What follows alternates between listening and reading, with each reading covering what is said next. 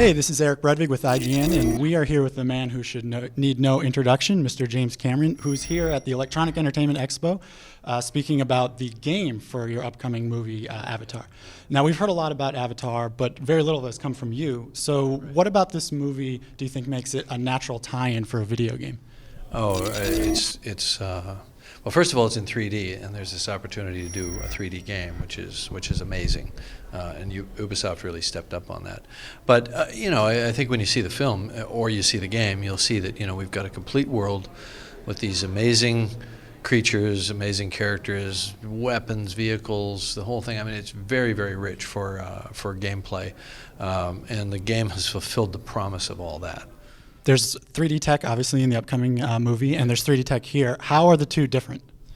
Different, well, we did some live action photography, which uses stereoscopic cameras, but the same in the sense that for the greater portion of the film, which is photorealistic CG production, we're using some of the same authoring. We used game authoring tools. We used a program called Motion Builder as our real-time render engine for the capture and real-time virtual camera that we were using for production. We'd shoot it, we'd cut it in that, and so there was actually this kind of weird convergence where we were doing a lot of the same things that Ubisoft was doing, and we found out that they could take our assets, our CG assets, and use them directly. They could take our motion that we were capturing and all that.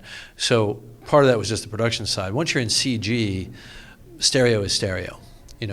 We had some technical discussions about where they were going to put the convergence plane and how they were going to treat the stereo, how much depth they were going to use, how they were going to deal with foreground objects and all that. And we'd already been working in stereo at that point for about a year and a half. So I like to think we were a little bit helpful for them, but they mostly made their own decisions, and they made a lot of good decisions. So the playing the game in stereo is actually a lot of fun. It doesn't hurt your eyes. You can do it for hours, which I guess is the idea. Definitely. Are you worried that anything's going to be lost in the translation to a video game, especially given the fact that the video game is going to be many people's first introduction to the Avatar franchise? Well, I don't think that's real. That certainly wasn't a concern for me. I think the studio might have been more worried about that than I am, because I think people know that video games are video games, movies are movies. They're different media. I think of them as different media. The Avatar game is very different than the Avatar movie, even though it inhabits the same universe. It's got the same creatures, but it doesn't have the same characters, not the same story threads at all. But you'll recognize all the aircraft and the vehicles and the weapons. But in the sense of the hardware and some of the environments, it actually goes well beyond the movie, because they had to create additional stuff. The movie didn't have enough diversity for the game. So in a way, the two are separate media that inhabit the same universe, and I'm perfectly comfortable with that. Now, that's interesting that you mentioned the two separate mediums, because gaming has increasingly become more cinematic, and now you're making this movie, which is said to be one of the most visually engaging movies of all time. Do you see a future? Don't hang that on it yet. Let's let people see it first. Well, there's lots of rumors floating around with that. Do you see a future where the two mediums are good? I don't mind. They have been so far. Do you envision a future where the two mediums actually converge and we end up going to movie theaters for interactive entertainment? I think I've imagined some scenarios where you can do interactive entertainment in a movie theater like setting, and I can absolutely see that happening. But you'd have to. I think the idea would be that you have game players in the theater, but there's a much larger group of players that are kind of onlining in, and it becomes kind of the mecca or the central focus for the game. But the game is widely distributed and is much larger than just that group. I think digital movie projection just creates this interesting venue that can be used for all kinds of things, from live events that are coming in, live events in 3D, whether it's sporting events or maybe dramatic events, movies, and why not games? Nobody's done it yet, there was a lot of talk back in the late '80s about interactive movies. I think we're kind of there. It just didn't take the form that everybody thought, sort of sitting in a movie theater. I think the games will become so cinematic that they're almost indistinguishable from movies that you can interact with. And at some point, somebody's going to say, hey, wouldn't it be great to get together with 100 people and do it on a screen 40 feet wide? Wouldn't that be cool? And now you're at an interactive movie, but it just didn't do it the way everybody thought it was going to happen.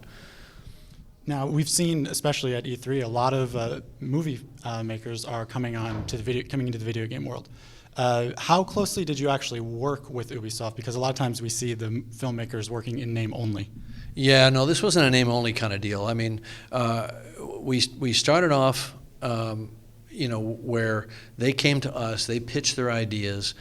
We talked a lot, hours and hours about what I thought would work, what I thought would feel consistent with the movie, and I was constantly kind of pushing them, not away from the movie, but to create their own storyline, so that the game had its own life. I think they might have been even a little bit surprised by that, and there was just such a rich exchange that I would say, every month or so they'd bring back new stuff that they developed. They were constantly sending me, story threads, new characters, vehicle designs, things like that to approve. I'd mark them up, send them back.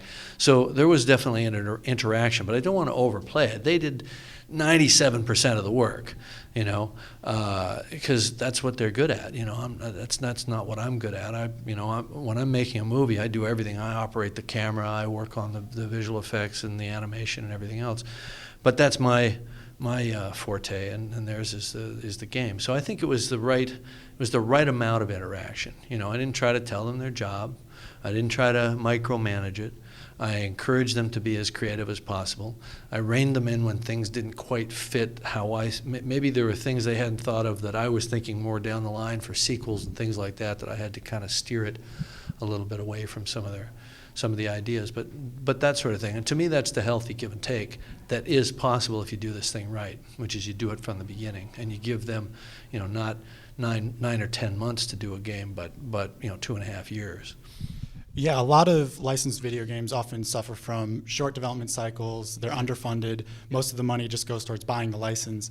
Yeah. How they spent an awful lot of money on production, well beyond the license fee, and they had the time to do it right. In fact, they even had the time to sort of go down one path and choose another path after that, because the first thing they showed me was a first-person shooter, and I thought it was really cool. You could shoot a bow and be a Navi, but then there was this sort of consensus. Everybody started talking about this idea that, if you don't see yourself as a Navi, you don't know how cool you are as a Navi.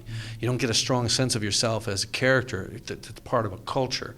So they switched horses and went to third person, which I thought was pretty brave, and I can't imagine anybody else doing that partway into the development cycle. But we had the time to do it, and we had the time to make that decision. So that's a perfect example. There would have been a first-person shooter out where you had a pair of blue hands, and you know what I mean. The larger kind of cultural side of it would have really taken short shrift. Well, it sounds really cool, and we're all excited to check it out on E3, and thank you very much for taking the time to talk to us. Okay, good talking to you, Eric.